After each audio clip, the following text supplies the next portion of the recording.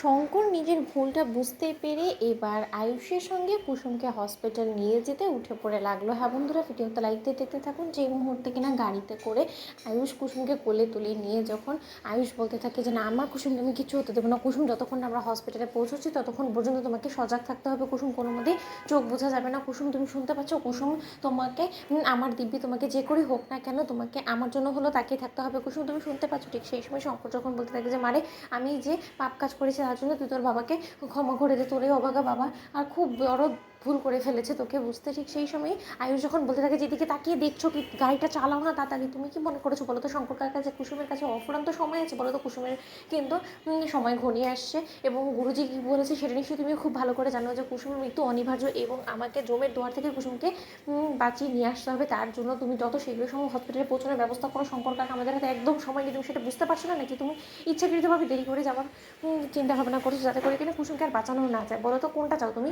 তোমার ধারা যদি না হয় তাহলে তুমি আমাকে তো, আমি গাড়িটা ড্রাইভ করছি। ঠিক সেই সময় এই কথা বলা মাত্র শঙ্কর যখন কিনা নিজের ভুলটা বুঝতে পেরে এক পর্যায়ে নিজের ভুলগুলো সংশোধন করার জন্য কুসুমকে নিয়ে হসপিটালে ছুটে এবং তার পর মুহূর্তে ইন্দ্রাণী গাঙ্গুলি যখন কিনা অনবরত আয়ুষকে ফোন করতে থাকে কিন্তু কোনো মতেই ইন্দ্রাণী গাঙ্গুলি আয়ুষকে ফোনে না পাওয়ার ফলে এক পর্যায়ে যখন ডিস্টার্ব হয়ে পড়ে ঠিক সেই সময় মীনাক্ষী বলতে থাকে যে দিদি গো দিদি কাকে ফোন লাগানোর চেষ্টা করছে? আয়ুষকে দেখো কি হয়তো বা শঙ্কর এবং কুসুমের সঙ্গে হয়তো বা তোমার ছেলেও সেখানে চলে গিয়েছে। আজকে কুসুমের জীবনে এত বড় একটা বিশেষ দিন, কুসুমের দিনটাকে ভালোভাবে সেলিব্রেট করার জন্য তো অবশ্যই আয়ুষকে সঙ্গী হতে হবে কুসুমে, তাই না?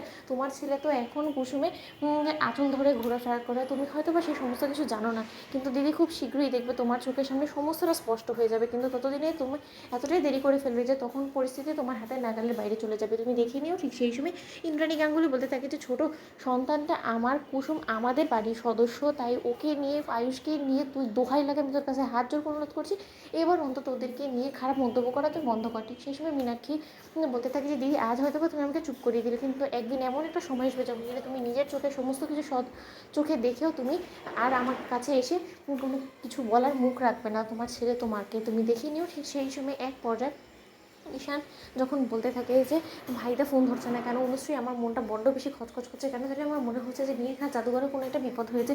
আচ্ছা এই বিষয়ে কি দীপালি পিসিকে একবার কি জিজ্ঞেস করবো? ঠিক সেই সময় দীপালির কাছে ঈশান ছুটে যাওয়া মাত্রই দীপালি যখন বলতে থাকে যে ঈশান বাবা অনেক বড় একটা অনাচার সৃষ্টি হয়ে গিয়েছে, অনেক বড় একটা ভুল হয়ে গিয়েছে, শঙ্কর দা রীতিমতো কুসুমকে বিষ খাওয়ানোর চেষ্টা করছে এবং সেটা থেকে শঙ্কর দাকে বিরত রাখার জন্যেই আয়ুষ বাবা মন্দিরে গিয়েছে। এরপর থেকে আয়ুষ বাবার কোনো খোঁজ নেই, তুমি একবার ট্রাই করে দেখো না। ঠিক সেই সময় ঈশান বলতে থাকে যে শঙ্কর কাকা কী করে জানলো ভাইদা এবং জাদুঘরের ভালোবাসা সম্পর্কে? ঠিক সেই সময় দীপালি বলতে থাকে যে আমি বলেছি। তো বন্ধুরা লাইক এন্ড শেয়ার করে সাবস্ক্রাইব করতে ভুলো না।